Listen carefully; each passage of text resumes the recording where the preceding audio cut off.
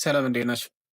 በዚህ ቪዲዮ ፎን ነምበር በምንጽፍበት ሰዓት ዜሮ እያጠፋ የሚያስቸግረን እንዲሁም ናሽናል አይዲ በምንጽፍበት ሰዓት ወደ ሌላ ነምበር ፎርማት እየቀየረ የሚያስቸግረን እንዴት አድርገን ፊክስ ማድረግ እንደምችል የምናይ ነው የሚሆነው። ለምሳሌ እዚህ ጋር ፎን ነምበር ላይ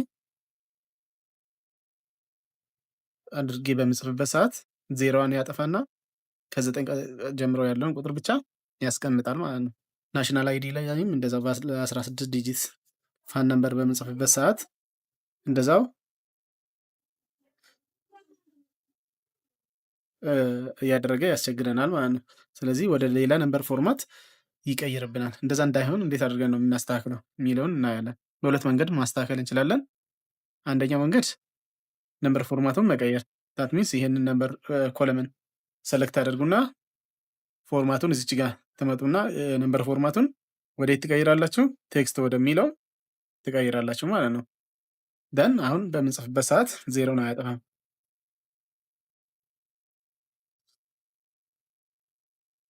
ይኸው በዚህ መልኩ ወደ ቀጣይ በምንሄድበት ሰዓት ኖርማል ይሆናል ማለት ነው። ናሽናል አይዲም በዛ መልኩ ነው።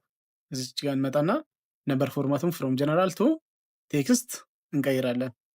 ደን ከዛ በኋላ በዚህ መልኩ ማስተካከል እንችላለን። ሁለተኛው መንገድ ደግሞ ምንድን ነው?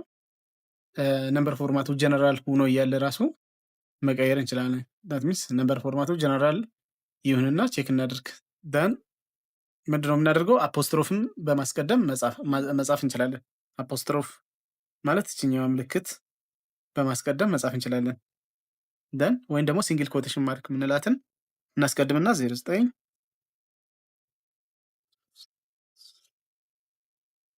ደን በዚህ መልኩ አድርገን በምንጽፍበት ሰዓት አሲቲስ ያስቀምጥልናል።